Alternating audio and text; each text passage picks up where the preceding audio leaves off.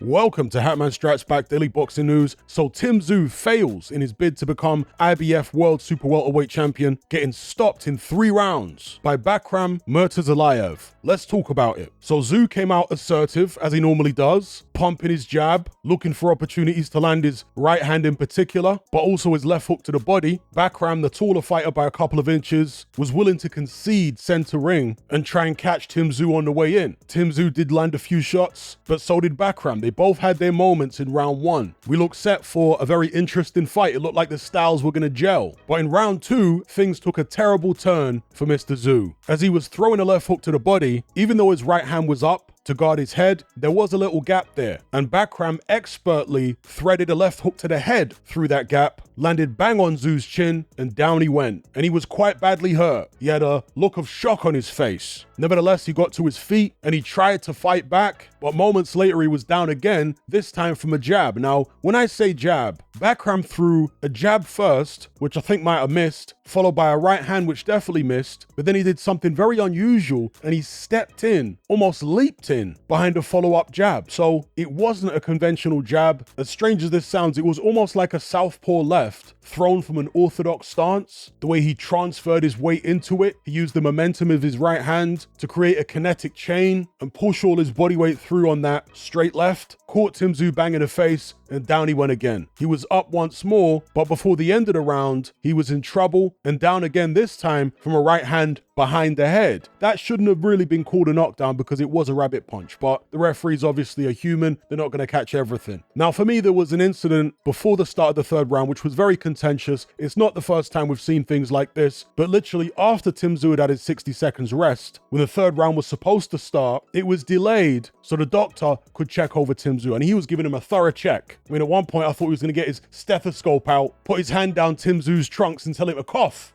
I was like, this is ridiculous. Now, this fight took place in Florida. On previous occasions when I've seen stuff like this happen, it's been in New York, so different commissions. I've seen some people in the comment section of previous videos of mine defend these instances, saying that, well, it's within the rules of the local commission. But isn't it funny how it only ever seems to be the A-side fighter that gets checked over by the doctor after he's been beaten from pillar to post the previous round? Isn't it funny? You go back and look at the Deontay Wilder-Luis Ortiz fight. It happened there after Wilder was rocked in a certain round, gets all this extra time to recover when the doctor's doing his check before the start of the next round. But whenever Luis Ortiz got rocked, I don't recall him getting that type of treatment, getting all that extra time. It always seems to be the A-side fighter that gets the benefit of this particular rule. So yeah, I'm not a fan of that. If the fighter needs to be checked by the doctor, do it within the 60 seconds. Never mind about what the corner is saying. The doctor should be able to overrule the wishes of the corner as far as them giving the fighter instructions. That 60 seconds should be used by the doctor to check him over. Anyway, rant done. So they come out for the 3rd round. Tszyu's still trying to stay with it, showing a lot of heart, but he gets dropped again by an almost identical punch in an identical scenario to the first knockdown in round 2. He goes to throw a left hook to the body. He's got his right hand up, but there's that little gap there. Bakhram just has the perfect angle to get his own left hook to the head through, and down goes Tszyu again. He gets up, he's allowed to continue, but he's all over the place. Bakhram follows up, puts some shots in. The towel comes in from Tszyu's corner. The referee jumps in and stops the fight. So Tszyu drops to 24-2. Both of those losses coming this year to Bakhram Murtazaliev and Sebastian Fundora back in March. I've seen some people say that his loss to Bakhram was due to the blood loss he suffered in the Fundora fight. Personally, I find that difficult to believe. That was 7 months ago. Surely he would have recovered by now. He's 29 years of age. He's in good health as far as I'm aware. I just think that Bakhram is better than the public realized and perhaps better than Tszyu realized. Personally, this is the first time I've ever seen Bakhram fight. Hence, I didn't do a prediction for this one because you can't do predictions for somebody you've never seen, or at least a world champion you've never seen before. If it was a journeyman with a losing record against a 20-0 prospect, then yeah, you might make a prediction. But a world champion like this, yeah, I'm not going to make a prediction if I ain't seen him fight. And in fact, I don't like the fact that Tszyu actually got a world title shot here, coming off a loss. I really don't like when sanctioning bodies do that. One of the sanctioning bodies apparently has a rule, I forget which one it is, where people coming off losses are excluded from getting title shots. It might even be the IBF. Don't quote me on that. If it was, then they would have broken their own rule by allowing Tszyu to fight Bakhram here. in any event, I think all of the sanctioning bodies should have that rule. Nobody should be allowed to have a title shot coming off a loss unless it's an immediate rematch coming off the back of a controversial fight. But in terms of losing to one guy and then getting a title shot against a different champion in his next fight, no, I don't think that should be allowed. But Tszyu had the privilege of getting the opportunity here, but it didn't work out for him. Bakhram managed to stop him in 3. Can Tszyu come back? Well, it's been a terrible year for him, and he'll probably need to rebuild psychologically, but there are obviously technical issues to be addressed as well. There was a couple of people who said it was somewhat reminiscent of when Anthony Joshua was knocked out by Daniel Dubois because he kept making the same mistakes. The same mistake that Tszyu made that led to the first knockdown was identical to the one that he made before the final knockdown. Sometimes in boxing, we get a fighter's profile confused with how good they actually are. By that I mean, if a fighter's got a big profile, he's very well known and so on, we assume that he must be better than a guy who is a champion, yes, but nobody's ever heard of him. And I think that's what happened here with Tszyu versus Murtazaliev. Anyway, Tszyu needs to go rebuild. Murtazaliev can go onwards and upwards. Hopefully there isn't some ridiculous rematch clause in the contract where Tszyu gets to force Bakhram to fight him again immediately. I don't know how challengers are able to do that these days. These contracts are silly. It's bad for boxing. A champion having a rematch clause in a contract for a voluntary defense, that's fine. I get that. But that's the only type of rematch clause there should ever be in a championship fight, unless it's a unification. Now, the 154-pound division is a little complicated at the top at the moment. So you've got Sebastian Fundora as WBC champion, but Virgil Ortiz as WBC interim champion. You've got Terence Crawford as WBA champion, but Jamel Charlo as WBA champion in recess. You've got Sebastian Fundora as WBO champion as well, but Terence Crawford as interim champion. It's only the IBF champion Bakhram who stands alone within his particular sanctioning body. So surely he'll be looking for unifications against whoever. I mean, Crawford's a big fight, but doesn't seem Crawford's really interested in fighting anybody who isn't a really big name at this stage. And, you know, Bakhram looked good to me. He was quite a lot bigger than Tszyu. I know Tszyu fought Fundora, who's even bigger still, but Fundora isn't as sharp as Bakhram for me. So Bakhram had a couple of inches in height and reach on Tszyu, and he used them very effectively. He walked Tszyu onto shots. He showed a decent set of whiskers whenever he did get caught, and he just went about things, as I say, in impressive fashion. So definitely one to watch. He's now 23-0, 17 KOs. Anyway, I'll leave it there. Let me know what you guys thought in the comment section below about the fight. Were you surprised? Did you expect Tszyu to win? Or were you one of the few who thought Bakhram would retain his belt? Let me know in the comment section below. And before I go, make sure you like the video, share it, subscribe if you haven't done so already, and I'll catch you on the next one. I'm out.